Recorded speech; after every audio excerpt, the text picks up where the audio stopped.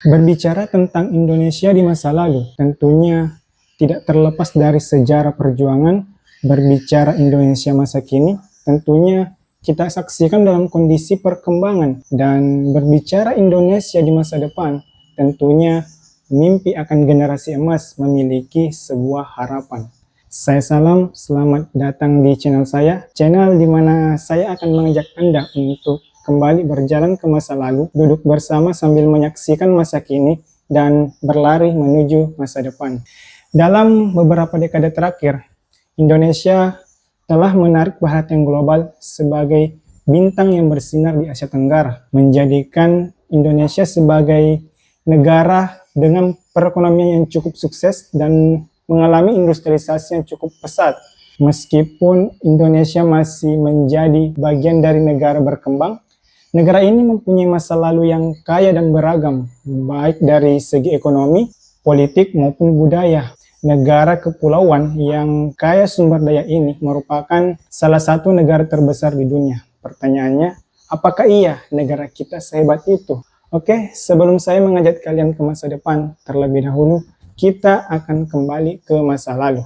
Kehidupan masyarakat Indonesia berawal sekitar 400 tahun sebelum Masehi dengan penemuan barang dagang dari India, dimulai Sumatera serta prasastanya ditemukan di Jawa Barat dan Kalimantan Selatan. Diketahui pula perdagangan dengan Cina terjadi bersamaan dengan perdagangan antara Indonesia dengan India pada masa itu. Perdagangan dengan bangsa asing ini juga membawa pengaruh ajaran agama Buddha dan Hindu ke pulau-pulau tersebut yang kemudian memberi pengaruh dalam kehidupan masyarakat yang ada di wilayah itu. Abad ke-7, Kerajaan Sriwijaya yang ahli dalam perdagangan muncul di Pulau Sumatera dan berkembang ke Semenanjung Malaya sampai ke Jawa. Meskipun kerajaan ini pernah berjaya selama beberapa abad lamanya, Kerajaan Sriwijaya mengalami kemunduran setelah Kerajaan Chola dari India berhasil merebut wilayah Palembang yang ada di Sumatera Selatan dan kemudian menangkap Raja Sriwijaya pada tahun 1025.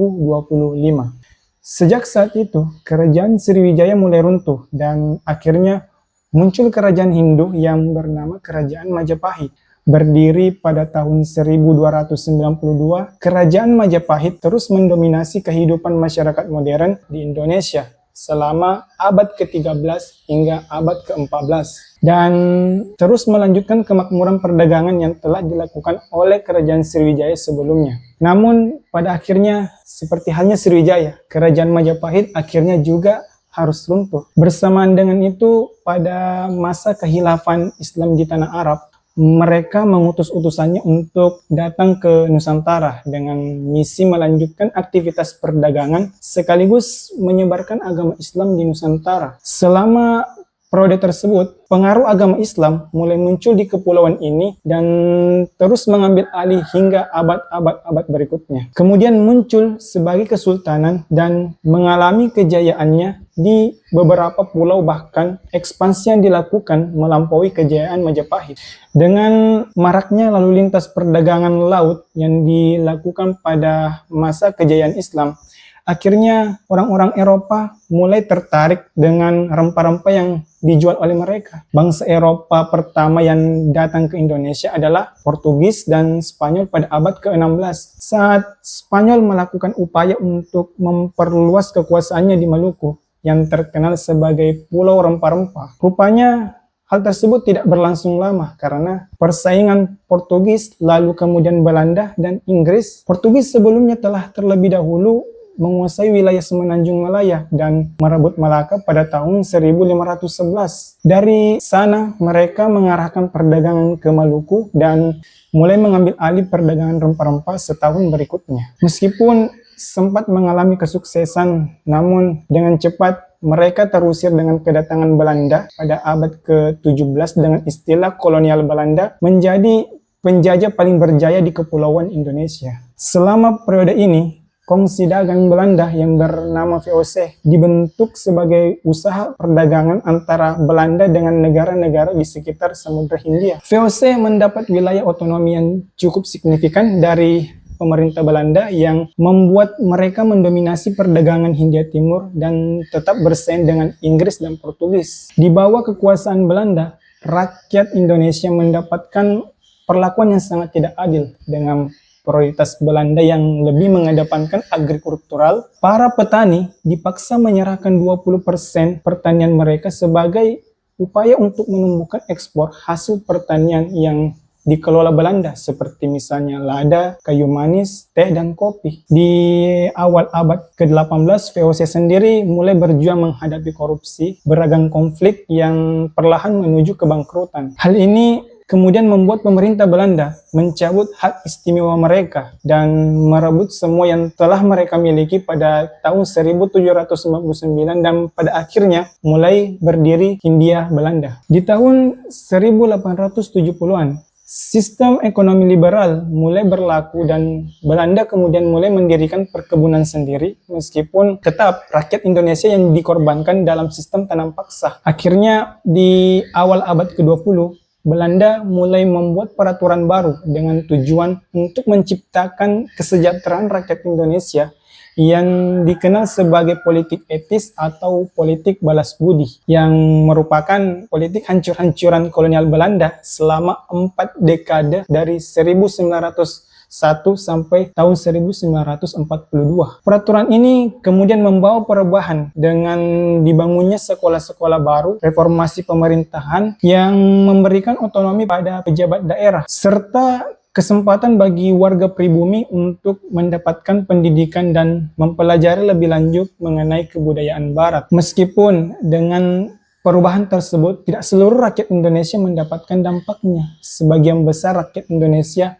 masih tertindas oleh kolonialisme Belanda. Seiring berjalannya waktu, kebencian itu semakin memuncak, yang kemudian memunculkan pergerakan nasional dan mendesak agar kemerdekaan Indonesia segera dikumandangkan. Sayangnya, perlawanan rakyat Indonesia dalam merebut kemerdekaan malah diinterupsi oleh kehadiran Jepang. Saat Jepang mulai menduduki Indonesia, mereka dengan cepat mengambil hati rakyat Indonesia dengan melibatkannya pada posisi administrasi. Tidak seperti Belanda, Jepang justru mendukung pergerakan nasional Indonesia. Meskipun begitu, strategi tersebut ternyata hanya berjalan sementara saja. Jepang kemudian memanfaatkan Indonesia dalam bentuk apapun yang cocok bagi mereka selama terjadinya Perang Dunia Kedua. Seperti yang sudah kami bahas sebelumnya, dengan berbagai strategi Jepang yang ingin menguasai sumber daya Indonesia yang melimpah sepenuhnya demi mencukupi ekonomi rakyatnya. Hal ini pun berujung pada penolakan dari sebagian besar bangsa Indonesia. Dan ketika mereka mulai mengalami kekalahan pada Perang Dunia, Jepang memberikan dukungan balik di kemerdekaan Indonesia. Di akhir tahun 1944, Jepang sempat menyatakan tujuannya untuk menciptakan negara merdeka di Hindia Timur. Ketika itu,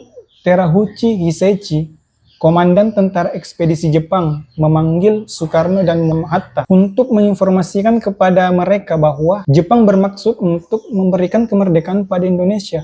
Kedua tokoh ini kemudian memproklamasikan kemerdekaan Indonesia pada tanggal 17 Agustus 1945.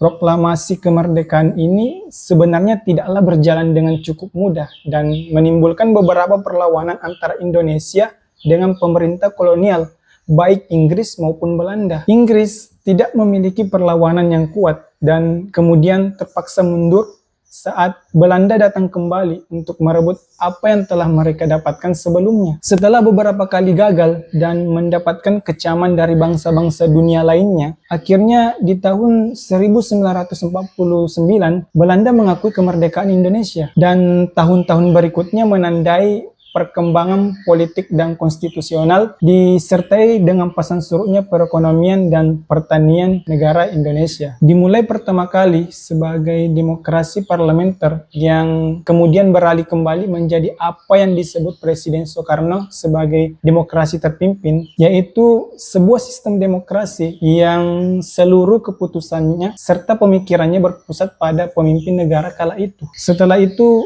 Republik Indonesia kemudian dipimpin oleh Soeharto pada tahun 1966 dan sebelum akhirnya kembali menjadi negara demokrasi pada tahun 1949. Saat ini, Indonesia terus tumbuh dan berkembang sebagai negara yang merdeka. Meskipun perekonomian Indonesia tumbuh dengan kecepatan yang mengesankan pada tahun 1880-an dan 1990-an, perekonomian Indonesia mengalami banyak kesulitan setelah krisis keuangan 1997 yang menyebabkan terjadinya reformasi politik yang signifikan. Saat ini, perekonomian Indonesia terus bertumbuh dengan rata-rata 5%, menempatkannya sebagai negara berpendapatan menengah ke atas dan semangat mengejar ambisinya untuk mencapai status berpendapatan tinggi pada tahun 2045. Kini, Indonesia menjadi sorotan karena memainkan peran strategis antara Amerika dan China. Seperti India dan negara-negara berkembang lainnya, negara ini sedang beradaptasi dengan tatanan dunia baru di mana globalisasi dan supremasi barat sedang mengalami kemunduran. Saat ini, selain Tiongkok dan India, pertumbuhan kelas menengah di Indonesia lebih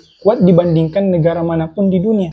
Salah satu alasan mengapa perekonomian Indonesia mendapat perhatian adalah karena Indonesia memiliki cadangan nikel terbesar di dunia yang merupakan bahan penting dalam baterai yang menggerakkan kendaraan listrik. Satu-satunya negara lain yang memiliki cadangan serupa adalah Australia. Ketika negara-negara barat, Tiongkok dan India meningkatkan subsidi untuk menarik investasi kendaraan listrik di dalam negeri, Indonesia malah melihat adanya peluang. Kelimpahan sumber daya alam penting untuk transisi energi global diharapkan dapat mendorong kebangkitan ekonomi dan mempercepat pertumbuhan lebih lanjut. Namun, sumber daya alam Indonesia bukan satu-satunya faktor yang mungkin memacu pertumbuhan lebih cepat. Peningkatan nilai ekonomi digital yang berkelanjutan juga merupakan faktor pendorong kebangkitan dan pertumbuhan ekonomi Indonesia. Pesatnya pertumbuhan ekonomi digital Indonesia yang terjadi di masa pandemik merupakan bukti kemampuan beradaptasi, kerja keras, dan ketahanan masyarakat Indonesia secara keseluruhan. Banyak pihak luar yang berasumsi bahwa Indonesia adalah tipikal eksportir manufaktur Asia yang didorong oleh bertambahnya angkatan kerja atau eksportir komoditas yang didorong oleh kekayaan sumber daya alamnya. Namun, kenyataannya, yang mendorong pertumbuhan adalah konsumsi dalam negeri, bukan ekspor dan jasa, bukan manufaktur atau sumber daya. Indonesia menjadi semakin menarik bagi investor asing dengan populasi termuda di kawasan ini di mana 26% penduduknya berusia di bawah 15 tahun. Sehingga negara ini memiliki pasar konsumen yang sangat besar.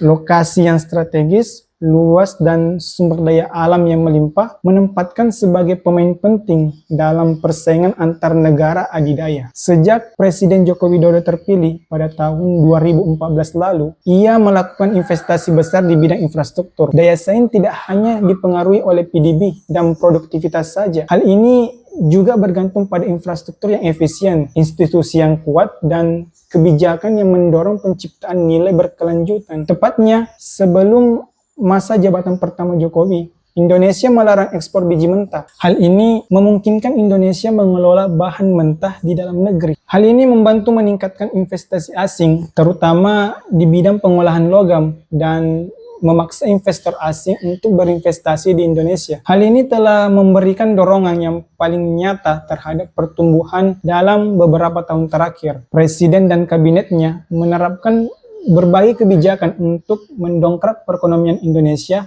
Mereka mengurangi subsidi bahan bakar untuk meningkatkan belanja pemerintah di bidang infrastruktur yang bertujuan untuk menghilangkan hambatan signifikan yang menghambat pertumbuhan ekonomi Indonesia. Meskipun upaya-upaya ini menunjukkan bahwa Presiden dan tim ekonominya berhasil mengatasi beberapa tantangan dalam perekonomian Indonesia, upaya-upaya tersebut masih gagal mencapai target pertumbuhan sebesar 7% janji ketika memenangkan pemilu pertamanya. Rata-rata hanya berada 5% per tahun. Masalahnya, sebagian besar infrastruktur yang ada di Indonesia memiliki kualitas yang buruk, dan negara ini masih kekurangan komponen-komponen penting seperti jalan, pelabuhan, bandara, dan sumber daya pembangkit listrik. Serta budaya korupsi di Indonesia masih menjadi masalah yang berkepanjangan sehingga berdampak pada kemampuan pemerintah untuk beroperasi secara efisien dan